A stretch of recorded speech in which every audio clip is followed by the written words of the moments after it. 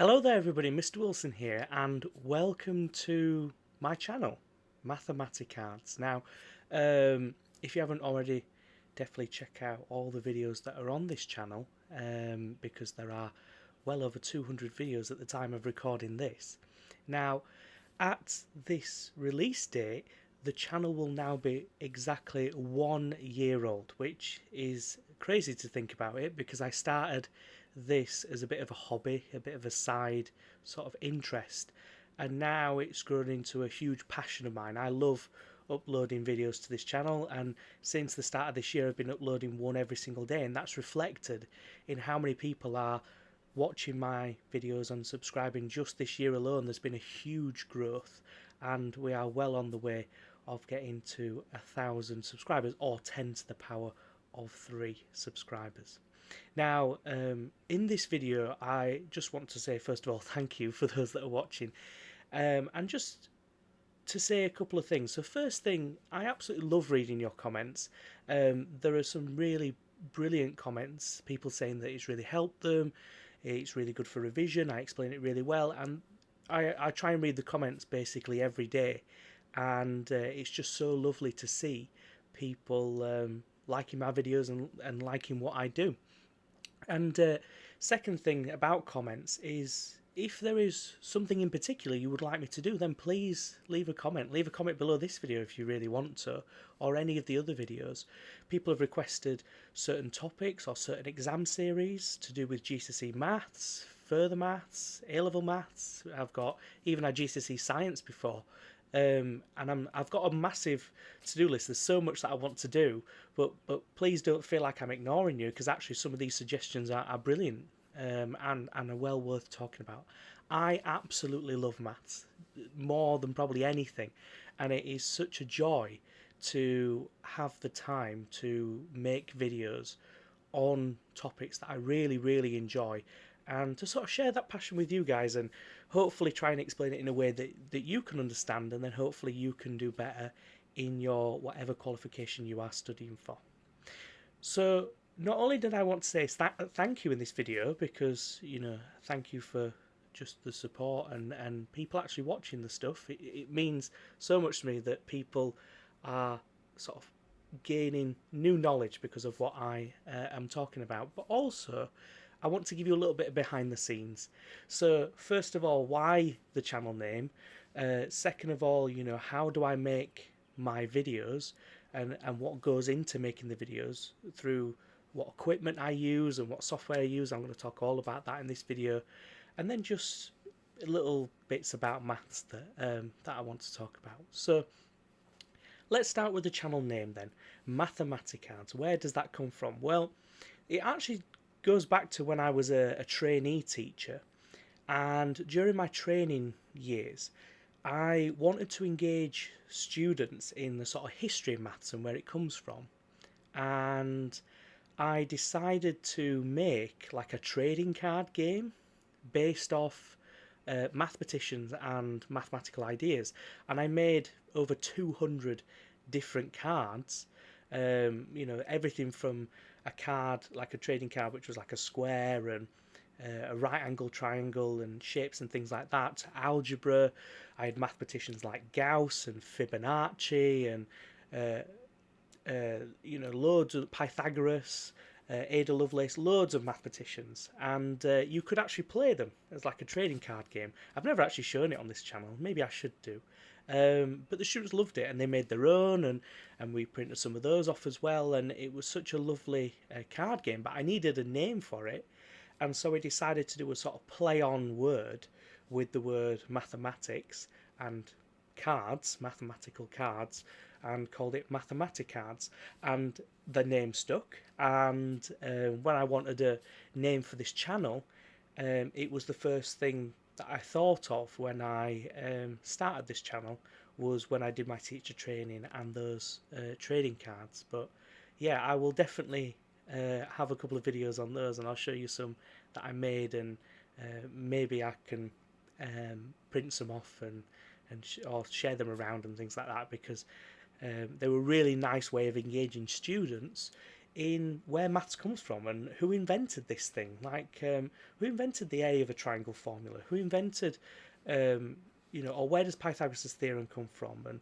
why do we use the number system that we use to this day? Like the decimal system, where does that come from? And these cards had a bit of information on them about stuff like that, and then you could like play them like top trumps. So yeah, it was really good. So that's where the name comes from.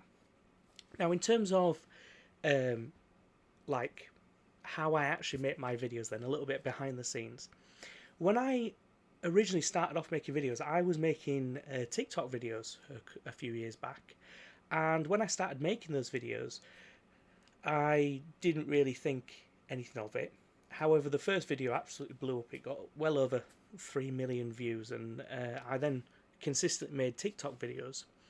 Then when I got to a point where I wanted to make longer videos, I wanted to do more in-depth explanations, so I started focusing a little bit more on YouTube.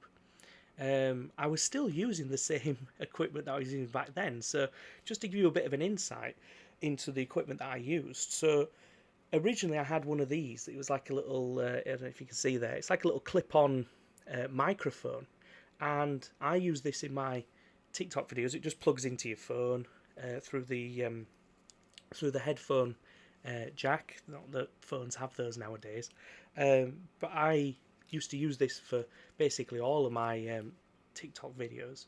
However, when I changed to long format videos, I wanted like the microphone to sit on my desk, because I was obviously explaining longer things. I didn't want it to be clipped onto me, because I'd be writing and things like that, and I thought it would sort of get in the way.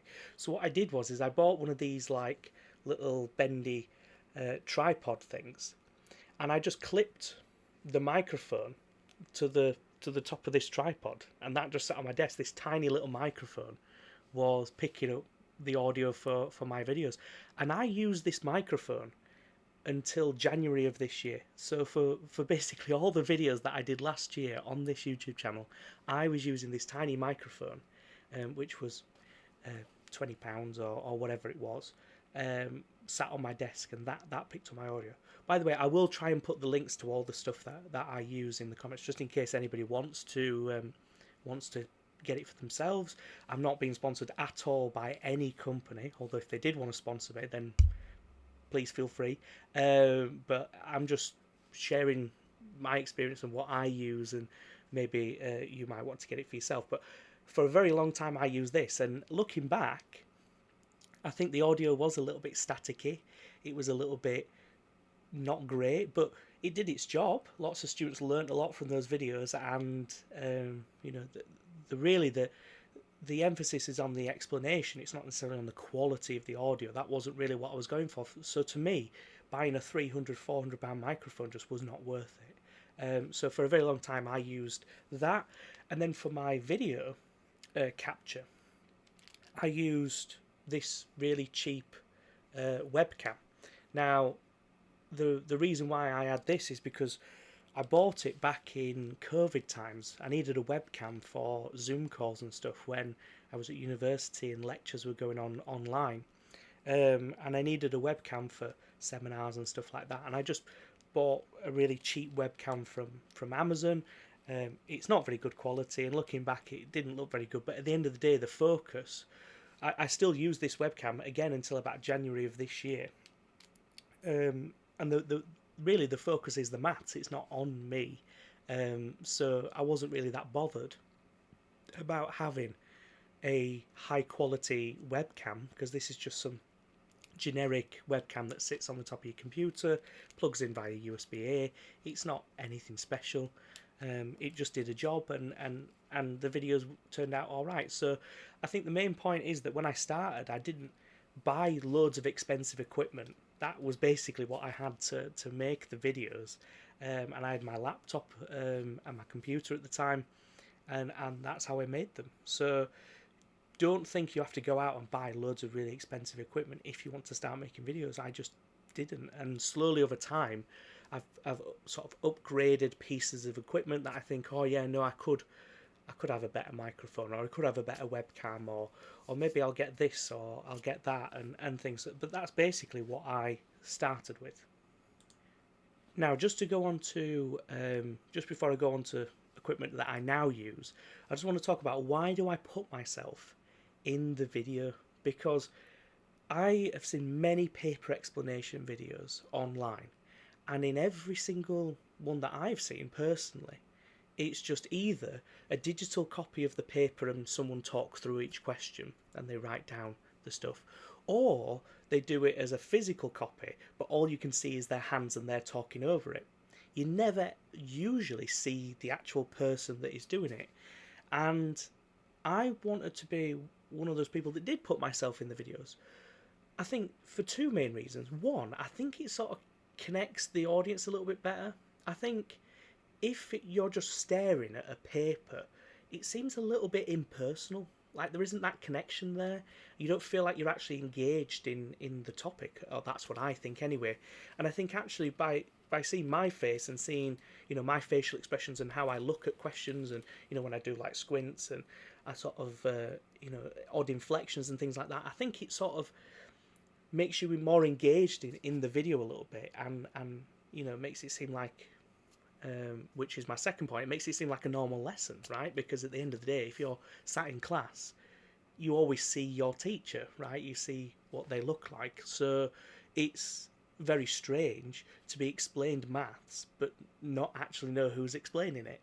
And I think that was my main reason that I wanted to put myself in videos. I mean, that's not how I started, purely because it was technical difficulties and I couldn't figure out how to do it. But ever since I figured out how to do it, I've put myself in the videos, not to invade the maths always comes first, but just to have that slight connection with the audience and make you more engaged with what I'm talking about. So that was my logic, but please let me know if that is true, but that's how I felt about it. Now, in terms of the equipment that I actually use now, obviously some of them I'm using to record this video, so I won't be able to actually show you physically, but I can sort of talk about it. So in January I got bought, for my birthday, that was in January, I got bought a new microphone. So I got this microphone here. I'm just going to lift it up so you can sort of see it. It is by Toner, and it is like a microphone, but it's on like an extendable arm, so I can move it back and forward. I can pull it really close to my face if I want to, or really far away. I can move it down below if I don't want it to be in the screen line, or I can move it so it is visible. It is genuinely a fantastic piece of equipment, because I think one of the main issues I had with my previous microphone was that it was very static on the desk and quite far away. You know, it's more than my arm's length away, so the voice was quite low. Whereas with this microphone, if I want the voice to be quite clear, I can pull it quite close to my face, and it has a little filter on it so you don't get any popping happening on the audio. But this microphone, I don't think was any more than about £30, which is quite a bit of money. It's more money than the other one, but I think it's nowhere near the value. And is this the best microphone in the world? Absolutely not. There's probably hundreds and hundreds of other microphones that are way better quality, but for what I'm doing with these videos, it was absolutely perfect.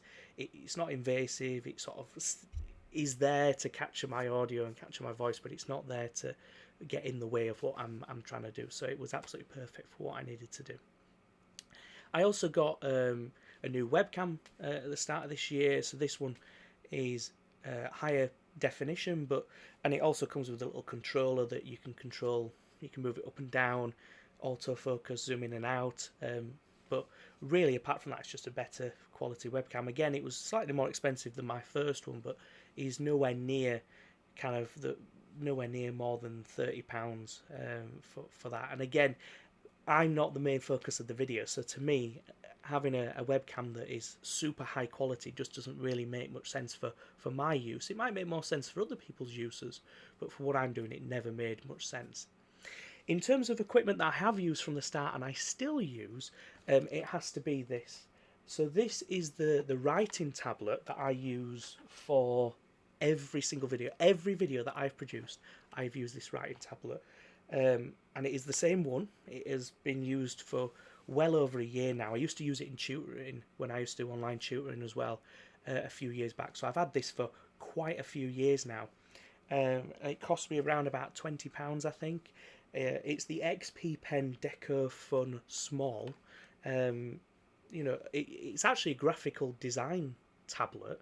It's used for like graphic design and artwork digitally, but it works absolutely perfectly for what I wanted. So I can use my normal handwriting on my tablet. So I literally just put it on my knee, and then I write as I would normally.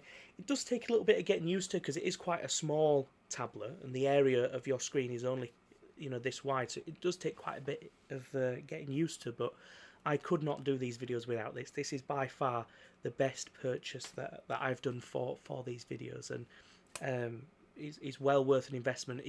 Even if you just want to write digitally and you don't want to use a mouse, I think this is a fantastic thing to have, and allows you to do that. Other little things that I've got lying around my desk. Obviously, I always have my calculator. So this is just a standard Casio calculator. This is actually the older version, but they do use it for A levels as well. But this is the autofocus. This is the slightly older version to what they have nowadays, but I really like this calculator. It's one of my favourite ones. And then I just have, you know, standard speakers. I have a small ring light that my sister bought me, that's used for because there's a window right in front of me, so usually I get a lot of natural light. But if there's not enough light because I'm recording on a night or whatever, then I use the ring light to make sure that I've got that. And recently as well, I bought a green screen. That's why you can't see. I got this for Christmas, and it a fantastic thing. Ever since I've got it, I've used it in every video because I used to have the computer like crop me out of the videos, but it used to get me a bit glitchy, and sometimes it'd crop out parts of me and things like that. Whereas with a green screen, which I have now, it's perfect as long as you're not wearing green top, obviously. Then it crops me out perfectly and doesn't leave any of my background, so it means that I can sort of sit on the paper that I'm trying to explain without sort of getting in the way of the words, and there's not like a big box in the bottom corner of each video. Now, just before we move on to software, let me just show you this ring light. So it's a little clippable ring light, just a little mini one. It's not smaller than my hand, but it produces more than enough light needed so that if I am not illuminated, then it's always there. But let's focus. So yeah, that's basically all the hardware, all the equipment that I use for my videos. My computer isn't anything special. It's actually an old office workstation. It's a HP Z620. It's quite a big computer, but I wanted something big that could store a lot of hard drives and things like that in for videos and storage basically, and I store all my lessons as well on there as well. So really I didn't want anything super powerful or brand new. This is actually quite an old PC, but I've added a couple of extra parts, a couple of extra bits of storage just for my use and for what I want, and it does the job perfectly fine. The monitor as well is like an old Dell monitor, nothing special, should I say, and it's just there to do the job that I need it to do. In terms of software then, because some people ask me about the software that I use to write on the papers, this is the program. I've obviously put on information about the channel and obviously the 1 year birthday of this channel as well. It's at the time of this release of this video, but I use this. This is called QuickNote Whiteboard. It was on the Microsoft store. The reason why I love this more than I love Microsoft Whiteboard, I used to use Microsoft Whiteboard a lot for my videos, but I've changed to this because I like the fact, you know, it's got obviously everything I need in terms of colours of pens. It's got highlighter, colours, shapes, erasers, all the basic stuff you would expect a whiteboard to do. But also you can import a PDF. So for example, if I click here, I believe, yeah, and then I can click import PDF. So I can select any paper as long as it's in PDF format and just import it, and then I can write over the top of it. You can even add images if you want. You can save the actual notebook. You can save the notebook as a PDF.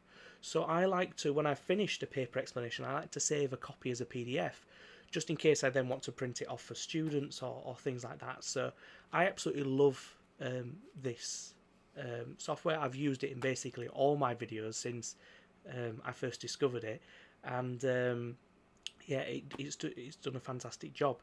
In terms of actually recording this video, then I use what I would say most YouTubers use, which is OBS, which is Open Broadcasting Software, and I use the OBS software, the standard version. I've actually got version 29, which is not the latest version, but it's the version that I've used, and it's worked sort of for me ever since I started using it. I used to use Google like Google Meets to record myself and the screen, and it was good. However, because they were side by side, it meant that the screen was quite small, so you couldn't really see what I was writing. And in retrospect, you know, if I had time, I'd go back and redo those videos because they're not probably the best quality. They are quite small, the screen, whereas with OBS I can have myself in the corner overlapped with what's on the screen in front of me,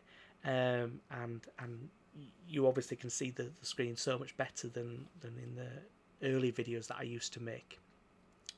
Then in terms of editing, well, as crazy as it might seem, and this is actually genuinely true, I try and do the videos in one take, which is absolutely crazy. So just as a bit of a behind the scenes, when I do paper explanations, I usually do them live, so I don't usually read the questions beforehand, unless I'm wanting to work out how many questions I've got left, or what the timings on the video are. I don't usually look at the paper beforehand. I just do it live because I like a bit of a challenge in life. Plus, as well, I don't usually edit out mistakes unless the mistakes are really bad and will confuse a lot of students. Then obviously I'll take that out.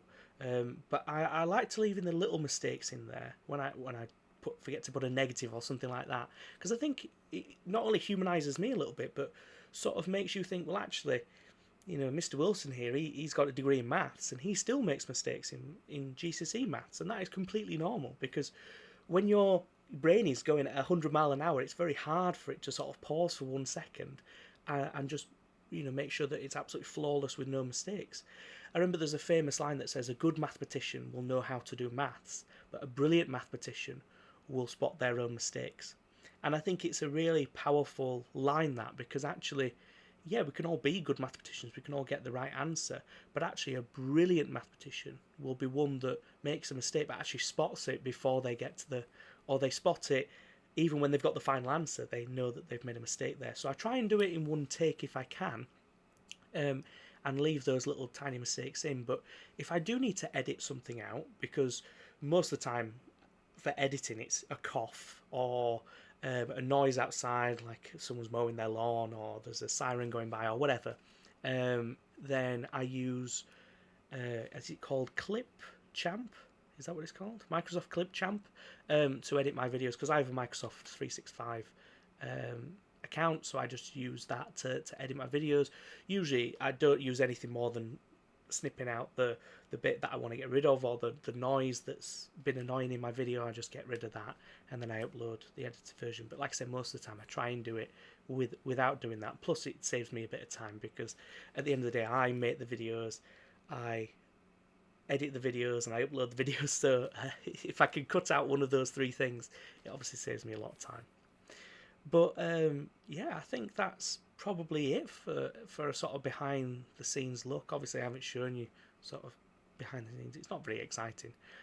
Maybe one day I might, but I sort of give you a behind the scenes in terms of what I actually do to make these videos and how I make these videos. But hopefully it's been insightful for you. I genuinely really enjoy this. It's one of my favourite things to do, is upload videos talking about maths. I absolutely love maths, and I love talking about it. And when I see a really interesting question in an exam paper, I get so excited to share my knowledge and my passion about that particular question with you guys. And it is so lovely to see so many positive comments and even suggestions. I've got a massive to-do list now of things to get on with, and like I said, I'm the only one that uploads to this channel, so it's it's all about make sure I schedule it. But I'm not ignoring anybody's suggestions. But I just need to make sure that I get the sort of right schedule and make sure I get it done. But yeah, this has been a little bit of an insight for the 1 year birthday of this channel. If you've enjoyed this video, then let me know in the comments. If you've stayed all the way to the end, what a trooper. 25 minutes of me talking and talking and talking. It's quite impressive, so well done for staying all the way to the end. But I thought it was a really nice, different video for you guys to see what goes on and how I do it. But here's to another year. Here's hopefully to getting 1,000 subscribers. I will have cake for 1,000 subscribers. I didn't have cake for the 1 year birthday, but I will have cake for 10 to the power of 3 subscribers, because that is a big milestone, and I hope to hit that at some point this year, and that would be my goal. And then, yeah, then the next goal and the next goal, hopefully. But all I want to say is, as always, thank you so much for watching, and I hope you have a fantastic day.